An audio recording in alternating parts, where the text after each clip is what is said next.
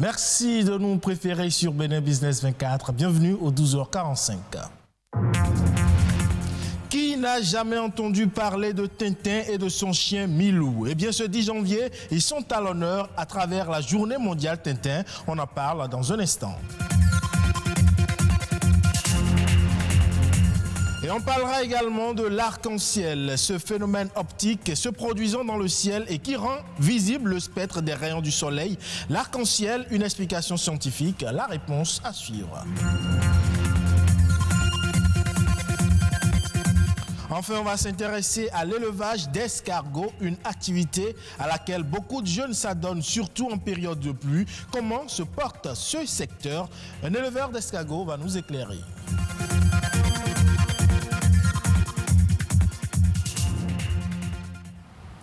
Vous le savez, nous sommes le 10 janvier et puis chaque année, c'est la journée reconnue au Bénin comme étant la fête des religions endogènes, communément appelée la fête du Vaudou. Cette journée marque la célébration de l'ensemble des divinités présentes dans le panthéon vaudou. Pour l'édition de cette année, les adeptes sont appelés à rester dans les couvents en présence de moins de 50 personnes et dans le strict respect des gestes barrières conformément aux exigences du gouvernement pour éviter la propagation de la Covid-19. Il faut rappeler que le 10 janvier est une journée initiée par l'ancien président Nicéphore Soglo en 1995 pour sceller la laïcité du Bénin à ses origines.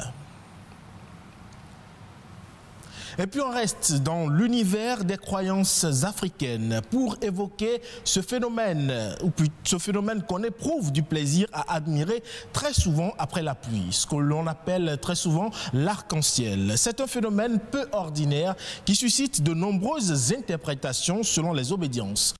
Un demi-cercle composé de 7 couleurs à l'horizon. L'arc-en-ciel est sans doute l'une des plus atypiques manifestations des phénomènes naturels. Mais au verso de ce spectaculaire décor se cache tout un mystère. L'arc-en-ciel, c'est une divinité qui couvre la terre et le ciel. C'est le Sebolissa, ou Ekeno, ou Ekehoso, on peut dire la lumière de la vie.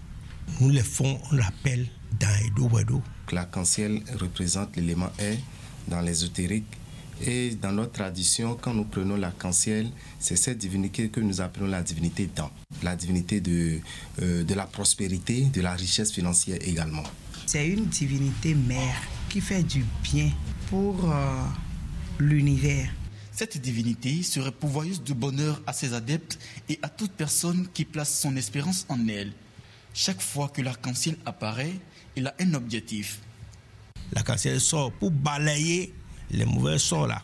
Habituellement, quand ça sort, quel que soit là où vous êtes, vous demandez de l'eau et vous mettez un peu d'eau par terre pour l'implorer, pour lui dire sois les bienvenus. Normalement, ça apparaît au moins une seule fois par an. Quand ça apparaît plusieurs fois dans l'année, ce n'est pas bon. Quand la divinité Révisou doit venir sur la terre pour un châtiment, c'est cette divinité qu'on appelle arc-en-ciel qui se charge de son transport.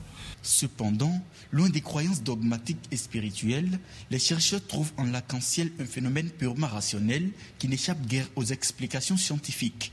Le phénomène de l'arc-en-ciel est un phénomène météorologique et lumineux qui se passe dans le ciel. Ça s'explique par d'abord la présence du soleil, l'œil humain, celui qui veut observer, et des gouttelettes d'eau qui sont en suspension dans l'atmosphère. Et l'homme se retrouve le soleil au dos.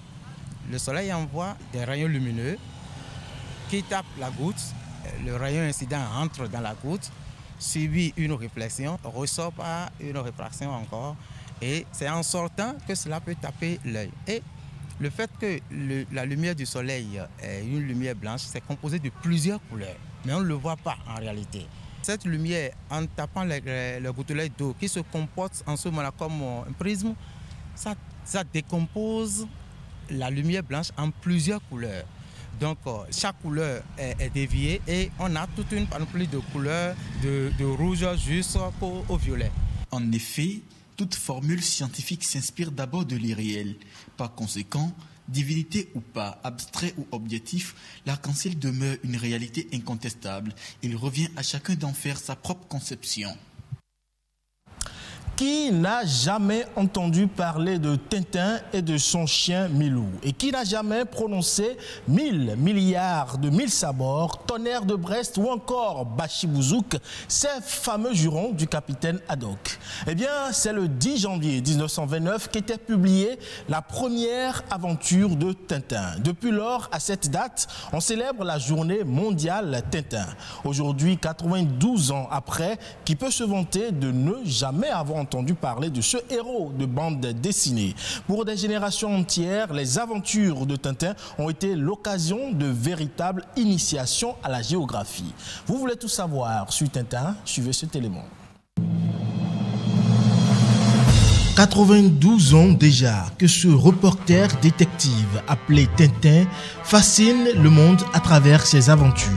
Né de l'imagination fertile d'Hergé, Tintin a été créé le 10 janvier 1929 dans le Petit 20e, supplément hebdo du journal belge pour la jeunesse, le 20e siècle.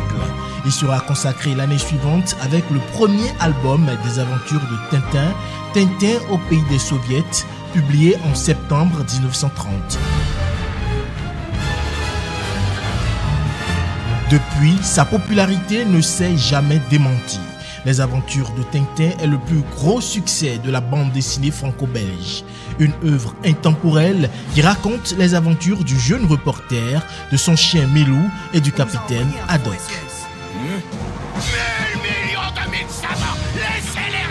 Ce reporter, le plus connu dans le monde du 9e art, a traversé les générations avec des histoires avant-gardistes qui font voyager et rêver dans tous les coins du monde.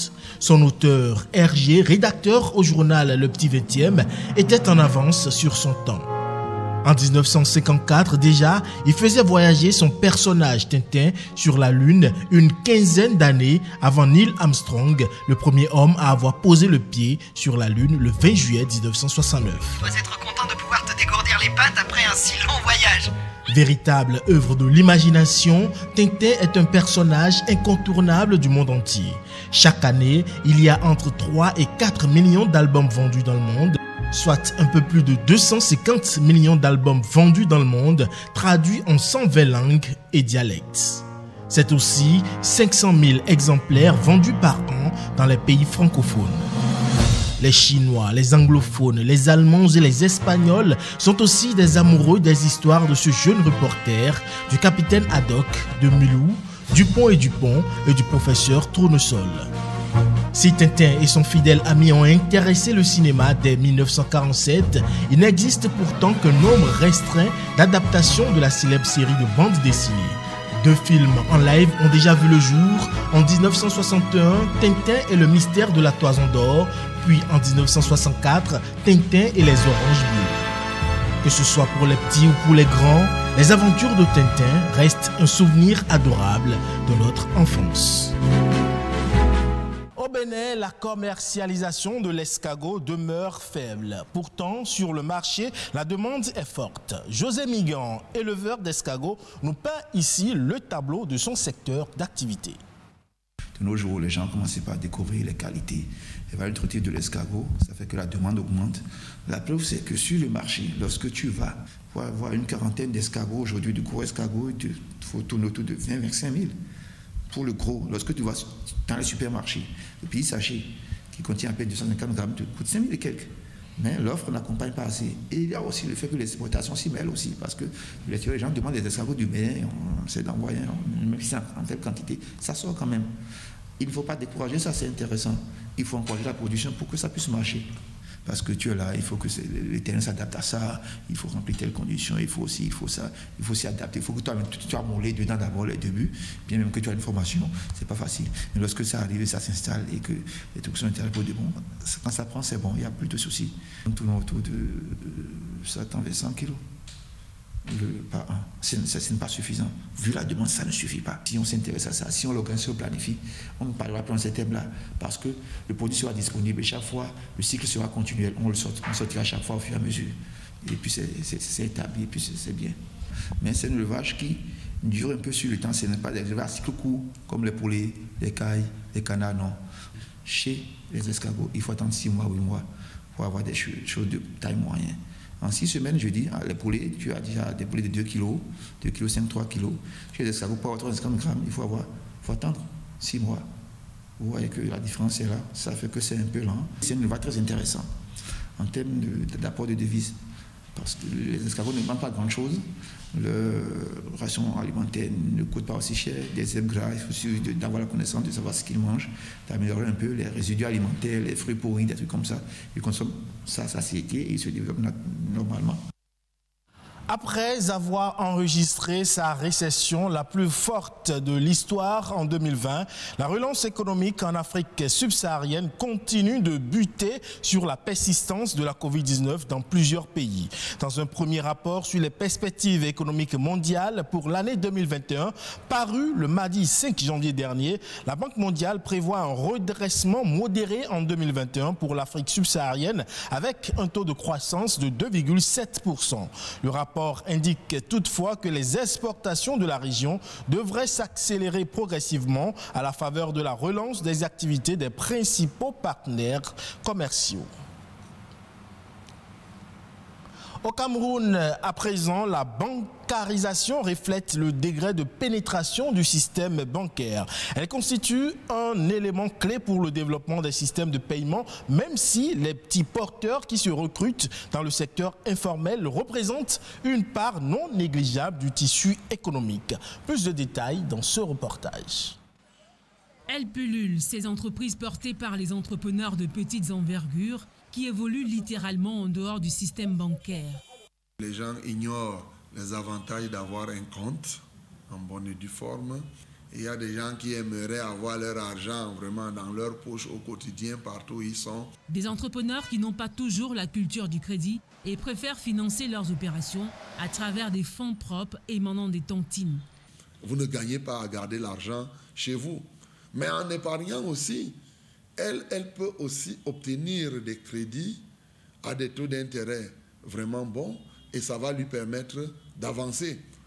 Or, dans la volonté d'accès au crédit comme alternative de financement des activités économiques, les opportunités sont nombreuses. Lorsque vous épargnez à la maison, vous ne contribuez pas au développement global. Plus les gens vont épargner, par exemple, plus on va faire des barrages, plus le pays va se développer. L'une des solutions réside aussi dans l'éducation et la sensibilisation des populations sur la nécessité d'ouvrir un compte à sa progéniture dès le bas âge. Ça, c'est un système qui permettrait aux enfants, et bien sûr quand ils grandiront, de continuer avec les comptes. Ainsi donc, la stratégie de relance de l'économie par l'offre prendra corps. Et c'est tout pour ce 12h45 que vous pouvez retrouver sur le site de l'ORTB, www.ortb.bj. Portez-vous bien et à la prochaine.